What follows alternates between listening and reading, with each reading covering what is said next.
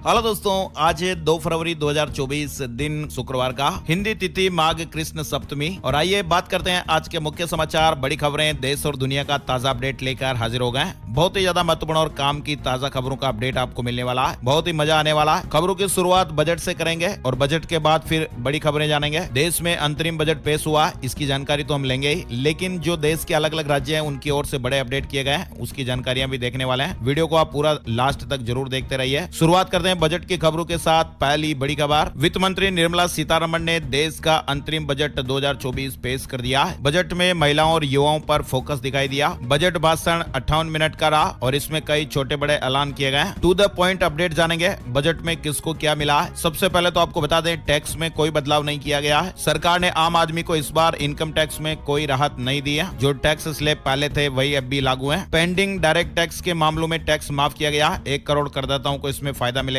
1962 से लेकर वित्त वर्ष 2009-10 तक के जो पेंडिंग डायरेक्ट टैक्स के मामले हैं, इसमें टैक्स माफ कर दिया जाएगा। और ये भी तब होगा जब आप पर 25,000 रुपए तक का टैक्स बन रहा हो। सोलर से 300 यूनिट तक फ्री बिजली मिलेगी। 1 करोड़ परिवारों को इसमें फायदा मिलेगा। 1 करोड़ घरों में रूफ टॉप सोलर लगाए जाएंगे। 40,000 बोगियों को वंदे भारत स्टैंडर्ड में बदला जाएगा। रेलवे के लिए 3 नए कॉरिडोर की घोषणा हुई है, एनर्जी और cement corridor, port connectivity corridor और हाई ट्रैफिक डेंसिटी कॉरिडोर, यानी जिन मार्गों पर ट्रेनों की संख्या ज्यादा नहीं वहां बनेंगे। उड़ान स्कीम के तहत नए एयरपोर्ट बनेंगे। मध्यम वर्ग के लिए आवास योजना, ग्रामीण आवास का भी दायरा बढ़ाया गया। पीएम आवास योजना ग्रामीण के तहत 3 करोड़ घर बनाने का काम पूरा किया गया। वहीं अगले 5 साल में 2 करोड़ घर और बनाए जाएंगे। सरकार योग्य मध्यम वर्ग के लिए अपना घर खरीदने या बनाने के लिए एक नई आवास योजना भी और शुरू करेगी। आयुष्मान भारत का दायरा बढ़ाया गया है। अब आशा और आंगनबाड़ी कार्यकर्ता इसमें शामिल होंगे। सभी आंगनबाड़ी और आशा कार्यकर्ताओं को आयुष्मान भारत के दायरे में लाया जाएगा। बजट में लखपति दीदी योजना के तहत 3 करोड़ महिलाओं को लखपति बनाने का टारगेट भी रखा गया। इसके अलावा वित्त मंत्री निर्मला सीतारमण ने टेक्नोलॉजिकल रिसर्च की लॉन्ग टर्म फाइनेंसिंग के लिए 1 लाख करोड़ रुपए के कोर्स की घोषणा की है और ये लोन 50 साल के लिए होगा। इस पर कोई ब्याज भी नहीं लगेगा। इसका फायदा प्राइवेट सेक्टर को अपनी रिसर्च और इनोवेशन को बढ़ाने में मिलेगा। नए मेडिकल कॉलेज खुलेंगे, इसके लिए एक कमेटी का गठन होगा। साथ ही एक बड़ा अपडेट है, अब 9 से 14 साल की लड़कियों को फ्री में वैक्सीन लगाई जाएगी। सर्वाइकल कैंसर की रोकथाम पर मोदी सरकार ने यह बड़ा फैसला लिया है। 9 से 14 साल की लड़कियों का मुफ्त टीकाकरण अभियान शुरू किया जाएगा। अंतरिम बजट 2024 पर रिएक्शन भी आए। पीएम मोदी ने कहा कि यह बजट 2047 के भारत की नींव मजबूत करेगा। यह बजट मजबूत भविष्य की गारंटी है। प्रधानमंत्री मोदी ने कहा, युवा, महिला, किसान और गरीबों को इसमें फायदा मिलेगा। लक्षद्वीप को लेकर मोदी सरकार ने बजट में ऐलान किया है, मालदीव को मिर्ची लगेगी। वित्त मंत्री निर्मला सीतारमण ने कहा कि सरकार केंद्र शासित प्रदेश लक्षद्वीप को पर्यटक स्थल के रूप में विकसित करने के लिए बुनियादी ढांचे में सुधार पर पूरा जोर देगी। बजट की खबरों के बाद अब आगे बढ़ते हैं। बजट से पहले कॉमर्शियल गैस सिलेंडर के दामों में 14 रुपए की बढ़ोतरी हो गई। Commercial LPG gas cylinder 19 kilo वाले के दाम 14 रुपए बढ़ गए। घरेलू रसोई गैस के दामों में कोई बदलाव नहीं हुआ। पीएम मोदी आज भारत मोबिलिटी ग्लोबल एक्सपो को संबोधित करेंगे। भारत मंडपम में देश की सबसे बड़ी और अपनी श्रेणी की पहली Bharat mobility global expo 2024 PM Modi आज इसे संबोधित करेंगे।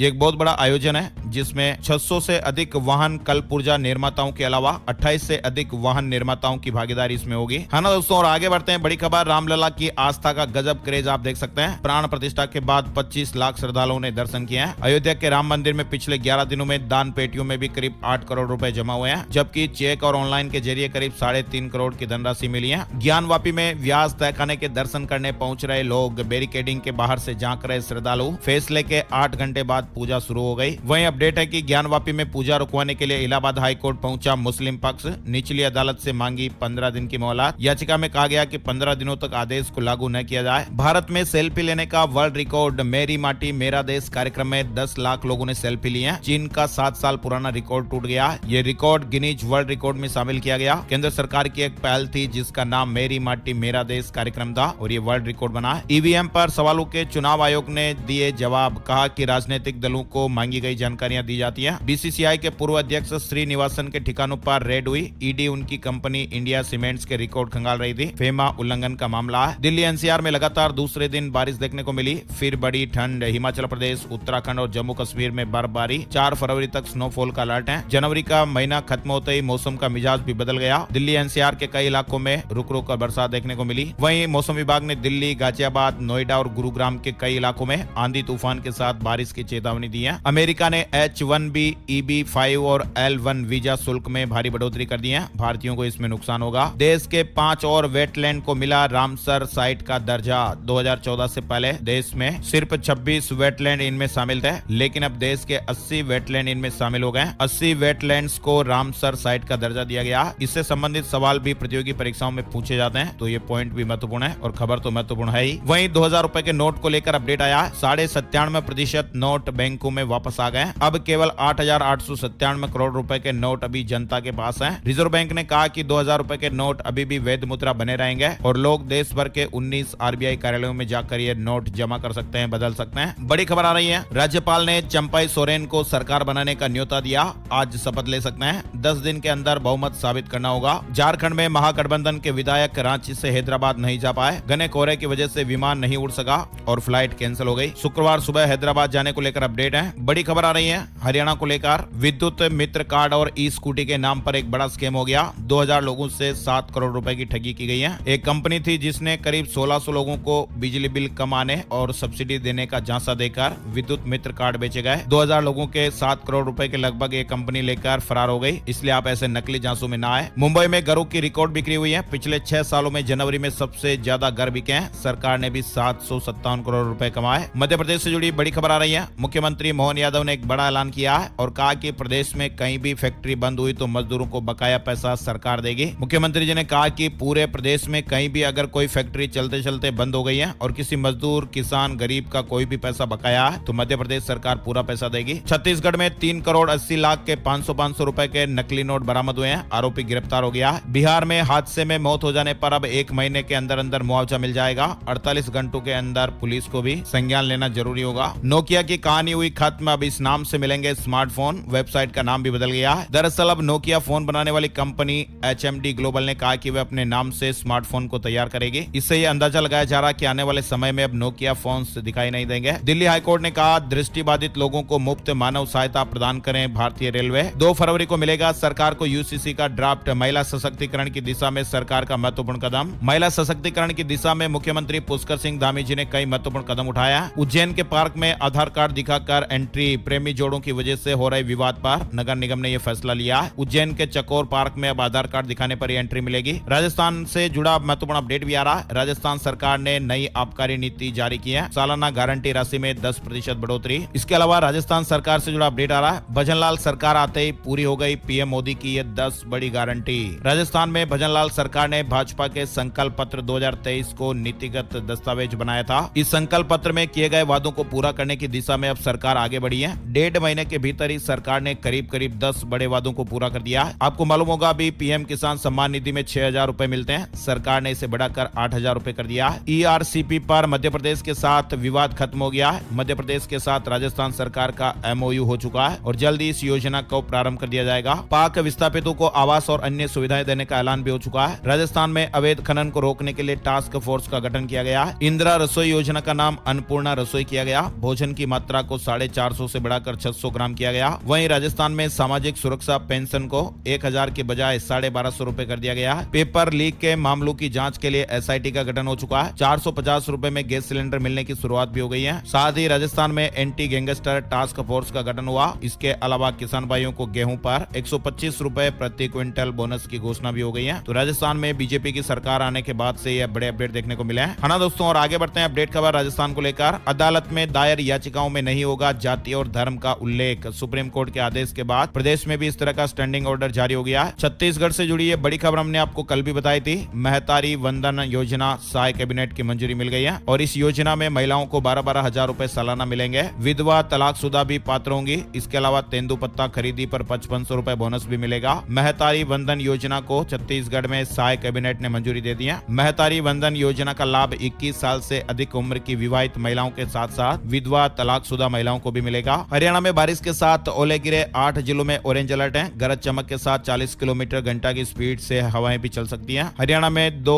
ADGP समेत 15 IPS अफसर बदले। 56 HPS अधिकारी भी ट्रांसफर किए गए और इनमें 42 DSP शामिल। हरियाणा में इजराइल के लिए फिर से भर्ती। 1,37,000 रुपए सैलरी मिलेगी। पहले 1370 में से 530 युवकों का ही सिलेक्शन हुआ। हरियाणा में 264 कॉलोनियां नियमित की गई हैं। CM ने सस्ते प्लॉट फ्लैट का पोर्टल शुरू कर दिया है, वेबसाइट शुरू कर दी है। 4 जिलों में 1 महीने का बिजली बिल चुनने की छूट। हरियाणा में CM मनोहर लाल खट्टर ने 264 अवैध अवैध कॉलोनियों को नियमित करने को मंजूरी दे दी है। सीएम ने हरियाणा में मुख्यमंत्री शहरी आवास योजना पंजीकरण पोर्टल का भी शुभारंभ कर दिया। इस पोर्टल के जरिए जिनकी 1,80,000 रुपए वार्षिक यानी सालाना से कम आय है वे लोग इसमें रजिस्ट्रेशन करवा सकेंगे। 4 जिलों में बिजली बिल 1 महीने में देने के ऑप्शन की भी शुरुआत कर दी गई है और इसके लिए मोबाइल ऐप भी शुरू किया गया। हरियाणा में पंचायतों पर एक्शन की तैयारी, e tendering, right to recall के बहाने रोका विकास, 75% फंड खर्च करने वालों को 25% इंसेंटिव भी मिलेगा। ये जो 2 बड़ी खबरें आ रही है वो बेहद ही चौंकाने वाली हैं, दर्दनाक हैं। हार्ट अटैक से जुड़ी हुई है। नुह में पुलिस इंस्पेक्टर की हार्ट अटैक से जान चली गई, सोनीपत के रहने वाले थे। इसके अलावा उत्तर प्रदेश में रोडवेज की चलती हुई बस में हार्ट अटैक आने से ड्राइवर की जान चली गई। इस बस में 40 यात्री सवार थे। गाड़ी लड़खड़ाई, चालक ने ब्रेक लगा दिया और इसके बाद फिर वो बेहोश हो गया। चलती बस में ड्राइवर को हार्ट अटैक के मामले भी अब लगातार सामने आ रहे हैं। हरियाणा के बाद अब उत्तर प्रदेश में भी यूपी रोडवेज की चलती हुई बस में ड्राइवर को हार्ट अटैक आने का यह मामला सामने आया। पंजाब में तीर्थ यात्रा योजना शुरू हो गई है। अमृतसर से नांदेड़ के लिए श्रद्धालु रवाना हुए। अब पंजाब बीजेपी कराएगी अयोध्या की यात्रा। पठानकोट से 9 तारीख को रवाना होगी पहली ट्रेन। 3 लाख लोगों को दर्शन कराने का टारगेट है। ग्वालियर अहमदाबाद का सफर अब 1.5 घंटे में। प्राइवेट एयरलाइंस की विमान सेवा शुरू हो गई है। मध्य प्रदेश में बनेगा खनिज सीमेंट कॉरिडोर। केंद्रीय करों से 6,500 करोड़ रुपए एक्स्ट्रा मिलेंगे। हिमाचल प्रदेश में भी बर्फ की सफेद चादर बिछ गई है। पर्यटकों ने मौज मस्ती की। अब कपड़ा फैक्ट्री भी चलाएगी नेपाल आर्मी। पेट्रोलियम, कंस्ट्रक्शन और एजुकेशन सेक्टर में पहले से ही एक्टिव है। अंतरिम बजट का शेयर बाजार पर भी असर देखने को मिला। सेंसेक्स 106 अंक गिरकर 71,645 पर बंद हुआ। पेटीएम का शेयर करीब 20% टूट गया। निफ्टी में 28 अंक की गिरावट रही और ये 21,697.45 के स्तर पर बंद हुआ। एसएससी ने 5,639 पदों पर भर्ती निकाली है। 10वीं से लेकर ग्रेजुएट तक को मौका मिलेगा। महिलाओं के लिए निःशुल्क। बिहार से जुड़ी खबर आ रही है। बिहार में अब तक 2 चरणों में निकाली गई शिक्षक भर्ती की प्रक्रिया पूरी हो चुकी है। अब बिहार लोक सेवा आयोग तीसरे चरण की तैयारियों में जुट गया और ऐसी संभावना है कि जल्द ही 70,000 पदों पर भर्ती के लिए इसी महीने नोटिफिकेशन आ सकता है। महिंद्रा ने जनवरी 2024 में 73,944 यूनिट बेची है। स्कॉर्पियो एन और एसयूवी 700 जैसी पॉपुलर एसयूवी के दम पर 30% की बढ़ोतरी हुई। हुंडई ने जनवरी 2024 में तोड़े बिक्री के सारे रिकॉर्ड। 57,115 यूनिट पैसेंजर वाहन की बेची है। सीबीएसई में अब 10वीं में होंगे 10 सब्जेक्ट। प्रस्ताव भेजा गया। 12वीं में 6 पेपर पास करने होंगे। पढ़ाई के घंटों के क्रेडिट मिलेंगे। केंद्रीय माध्यमिक शिक्षा बोर्ड ने हाई स्कूल और हायर सेकेंडरी के लिए एजुकेशन स्ट्रक्चर में बदलाव करने का प्रस्ताव दिया। बोर्ड ने यह प्रस्ताव एचआरडी मिनिस्ट्री को भेजा और वहां से स्वीकृति मिलने के बाद इसे लागू किया जा सकेगा। मुफ्त राशन ही नहीं, चीनी का भी सरकार ने कर दिया जुगाड़। बढ़ाई 2 साल के लिए सब्सिडी। चीनी सैनिकों से चरवाहों की नोकझोंक पर भारत चाइना से बातचीत करेगा। सुप्रीम कोर्ट पहुंचा हेमंत सोरेन की गिरफ्तारी का मामला। हाई कोर्ट से वापस ली अपनी याचिका।